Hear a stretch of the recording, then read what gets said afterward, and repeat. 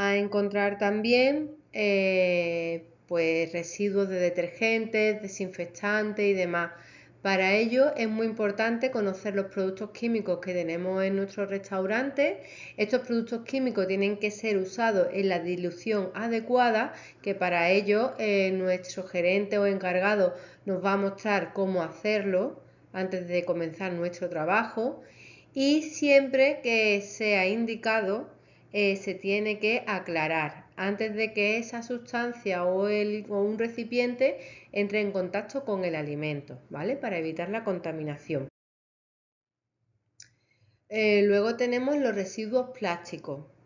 Los plásticos pues están formados por una serie de materiales poliméricos y aditivos, ¿vale?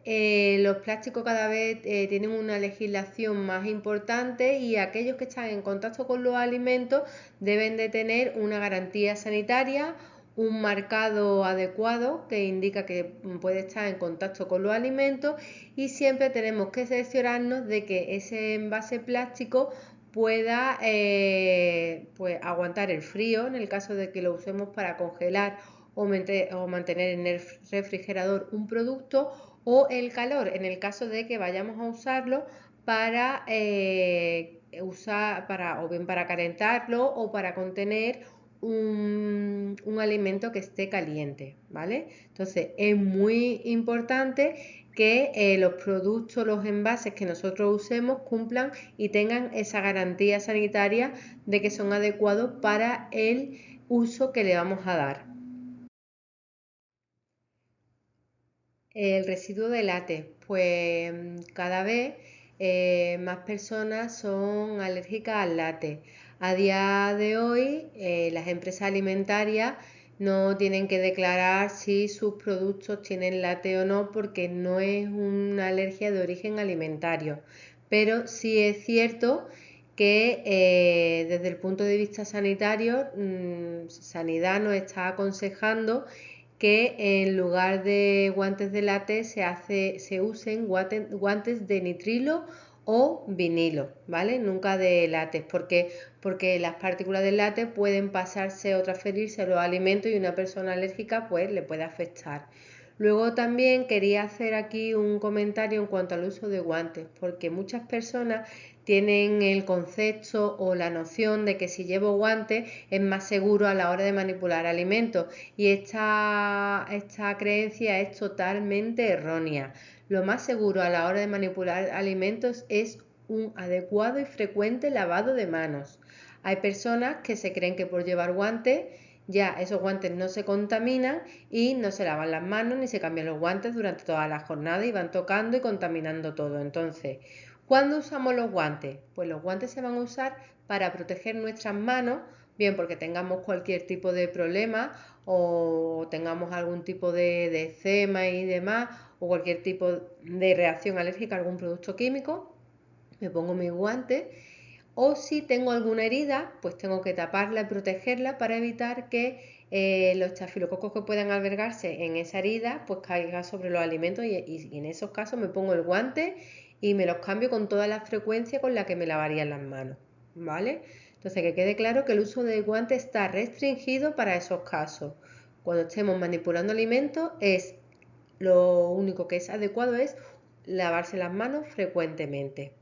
Lo comento porque muchas veces nos han llegado clientes pues, que les llama la atención de que en la cocina se esté trabajando sin guantes.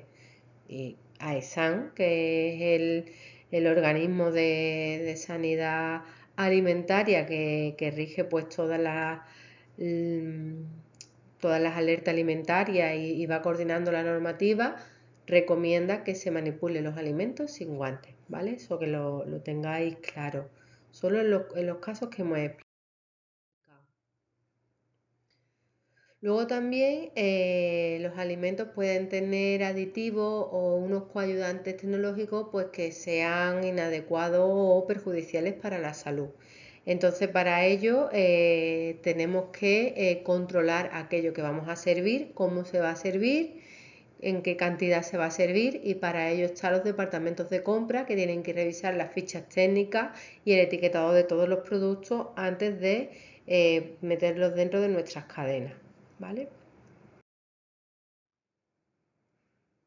Otros peligros que podemos encontrarnos, pues que caigan trozos, lo que hemos visto al principio, de la contaminación física, trozos de cristales, de porcelana, de plástico, grapilla, trozos de fleje. Entonces, esto, aparte de que si tú sirves un alimento que contenga cualquier elemento extraño que se pueda ver a simple vista, aparte de psicológicamente o lo mal que puede quedar en un momento dado, es que una persona con un trozo de cristal o con un trozo de plástico se puede asfixiar. Entonces es peligroso tanto por el descrédito que nos puede dar, aunque no pase nada, como con el riesgo de que una persona sufra una intoxicación o un daño por comerse un elemento que no procede. ¿Vale? Lo mismo cuando va a mantenimiento a limpiar o arreglar una máquina, pues antes de ponerla a funcionar con alimentos hay que lavarla, supervisar de que todo está correctamente, pues para evitar eso, que caigan trozos de metales, grasilla, el aceite de haber ajustado un poco el servicio y demás. Bueno, otro peligro relacionado con la contaminación física, pues serían los efectos personales de los manipuladores. Para evitar que los alimentos caigan trozos de anillos, pendientes, uñas postizas y demás, la única forma de evitarlo es pues que el manipulador no lleve nada de esto. Las uñas deben de estar cortas y limpias, sin llevar esmalte ni uñas postizas, igual que los pendientes, que si se debe de evitar llevar cadenas también por seguridad, no solo porque se puede caer sobre los alimentos, sino porque podemos enganchar y producir un accidente, igual que los anillos. Los anillos están totalmente prohibidos, hasta incluso las alianzas. En los, en los Las guías de manipuladores de alimentos más antiguos pues decían que se permitían las alianzas y en realidad desde el punto de vista sanitario y desde el punto de vista de prevención de riesgos laborales es un riesgo porque te puede enganchar el dedo en cualquier máquina y producir un accidente. Y también, aunque sea una alianza y sea un anillo más o menos liso, pero pues, sigue siendo un reservorio de bacterias y de virus.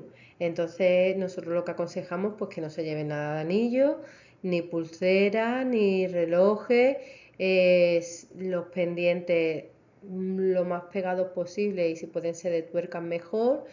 Y eso, las personas afeitadas, el pelo recogido y es la única forma que tenemos de evitar que haya una contaminación física por efectos personales de los alimentos. Pues, ¿cuáles son las consecuencias cuando hablamos de enfermedades de transmisión alimentaria? Pues estamos hablando también de elementos físicos o químicos que puedan caer en los alimentos.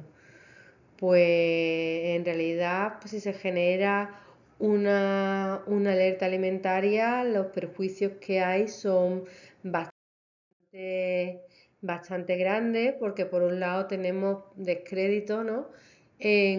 Sobre todo esto afecta en una cadena alimentaria que tiene muchísimos restaurantes, con que haya un fallo o haya un brote en uno de sus restaurantes va a afectar a toda la cadena. De hecho, cuando hemos comentado el brote de salmonela que hubo en el restaurante este en Carnaval de Cádiz, ese restaurante, por ejemplo, cerró al tiempo abierto con otro nombre o con el mismo, pero ya la gente no se fía y ya para recuperar la clientela como que va a costar un poco más, ¿vale? Es el descrédito, ya la gente no se va a fiar, no te va a creer en algunos países incluso hay determinadas cadenas de restaurantes muy conocidas que hubo un tiempo que desaparecieron debido a un brote alimentario. Ya hoy día se están recuperando, pero hubo un tiempo que desaparecieron. Luego también hay demandas judiciales, sanciones administrativas y si hay una muerte, pues ya nos puede dar quebraderos de cabeza porque van a ir tirando de responsables y si todo está protocolarizado y es el propio manipulador el que ha actuado de mala fe o sabiendo que no, por ejemplo, no, es que no se puede usar huevo, él lo sabe, se le ha dado un curso, se lo ha explicado y lo sigue usando, pues puede llegar incluso a tener repercusiones penales. Entonces hay que tener claro cuáles son las responsabilidades de cada uno e intentar hacerlo lo mejor posible para evitar el que haya un daño mayor. Bueno, vamos a empezar con la parte, digamos, que más nos afecta a nosotros como manipuladores de alimentos, ¿vale? Que es la parte en la que nos van a decir cómo prevenir la contaminación. ¿Qué podemos hacer nosotros como manipuladores de alimentos para evitar que un alimento se contamine y por tanto que pueda enfermar a una persona que lo ingiera? Entonces, para ello primero vamos a centrarnos en las bacterias, que hemos dicho que son los organismos que más enfermedades alimentarias pueden producir, y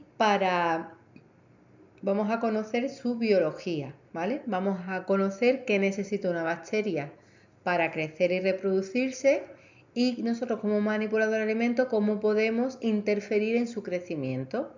Entonces, en primer lugar, una bacteria necesita para crecer nutrientes.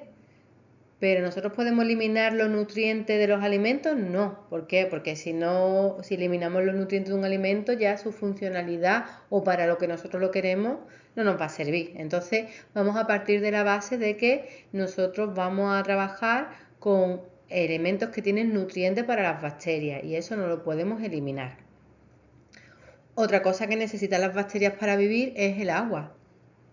Pues sin el agua las bacterias no pueden crecer, ¿vale? Entonces,